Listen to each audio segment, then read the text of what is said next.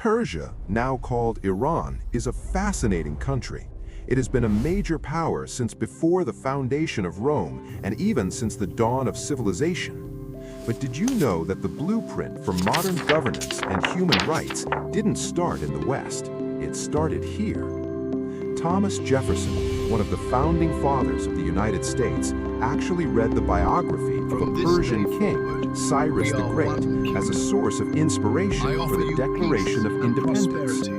This documentary will delve deep into where Persia comes from and what made it so successful and unique among the world's great civilizations. We are going to uncover the story of a man who conquered the world, yet is remembered not for his cruelty, but for his mercy. A man who built a remarkably durable center of power, always re-emerging no matter how many times it got invaded or conquered. To understand Cyrus, we must understand the land that forged him. The area of modern-day Iran has been inhabited since early prehistory, with some of the earliest agricultural villages dating back to 7200 BC in the Zagros Mountains. While the people of the plains in Mesopotamia developed sophisticated irrigation, the people of the mountains were different. Life in the mountains was structured around semi-nomadic pastoralism with small-scale agriculture. The rough terrain made for less numerous, but also rougher, harder people than the culture of the plains. The weave on these is strong, it was from this hardened stock that the Iranian people, originally nomads from the steppes of Eurasia, entered the region around 2000 BC. Over a millennium, these newcomers mixed with the ancient Elamites. By 700 BC, the area was mostly populated by Iranian people like the Medes, Persians, and Parthians. The epic storyteller. Cyrus the Great started as a vassal of the Medes. In 553 BC, he rebelled. History tells us a fascinating detail about this rise to power. The Median king sent a general named Harpagus to attack Cyrus. But instead of fighting, Harpagus teamed up with Cyrus to overthrow the Median Empire. With the Medes defeated, Cyrus went on to conquer the world. By 539 BC, he had conquered Babylon. By 533 BC, he would enter India and conquer the western part of it. He unified the Iranian peoples into a structured and stable empire. But it wasn't just what he conquered, but how he ruled that changed history. When Cyrus conquered Babylon in 539 BC, he did something unprecedented. He allowed the Israelites, who were enslaved in Babylon, to leave and return to their homeland. For the Hebrew Bible, this was a task Cyrus had been appointed to by God himself. This act made Cyrus the only non-Jewish figure in the Bible to be praised as a Messiah. He was known to respect the culture and religion of the people he conquered. While the Iranians considered him a father, the Babylonians considered him a liberator. This stood in stark contrast to the old Babylonian elite. Cyrus created what at the time was the largest ever empire. Remarkably, he did it with a relatively limited amount of bloodshed, sparing civilian and local temples. To manage this massive territory, Cyrus created a central administration with governors called satraps. Most sources agree they managed their domains efficiently to the benefit of the common people. But Cyrus was not naive. He knew power needed oversight.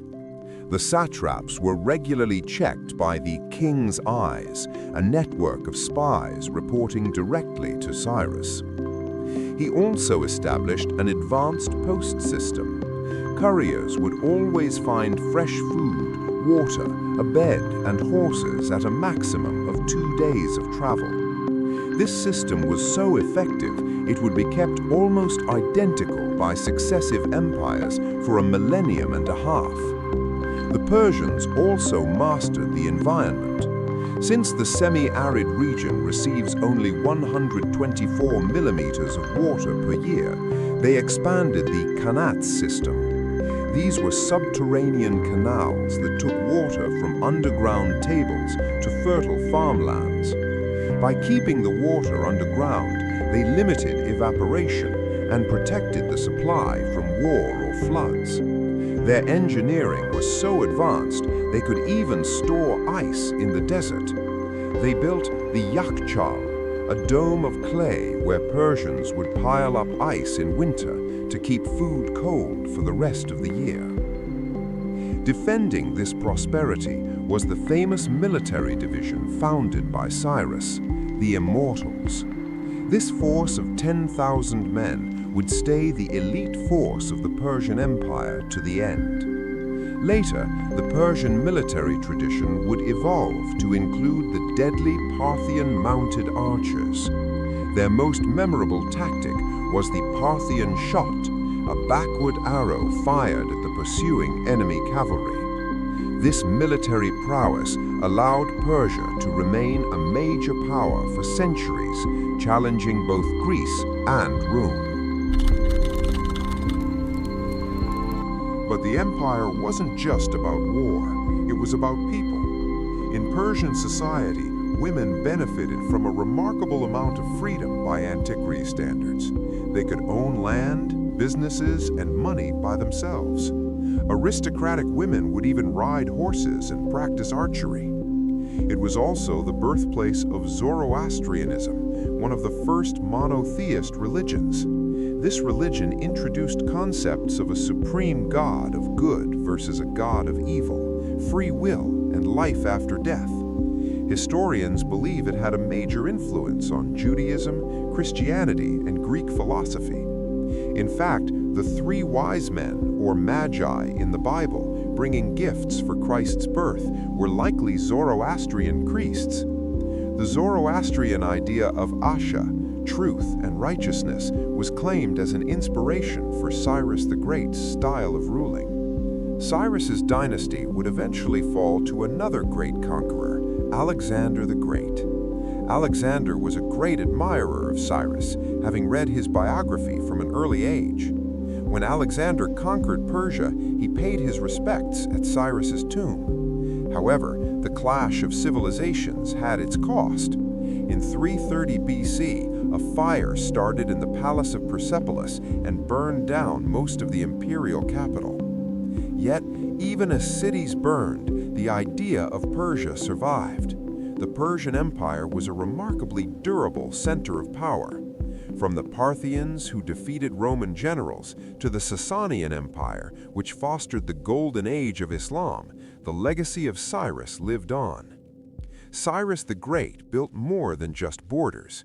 He built a system of tolerance, efficient administration, and respect for human dignity.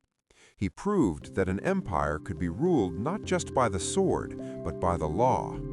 Persia was a brilliant civilization that contributed to the progress of mankind, as seen in more enlightened laws, women's rights, and new religions. The king who conquered the world did so by winning the hearts of his subjects. That is the true legacy of Cyrus.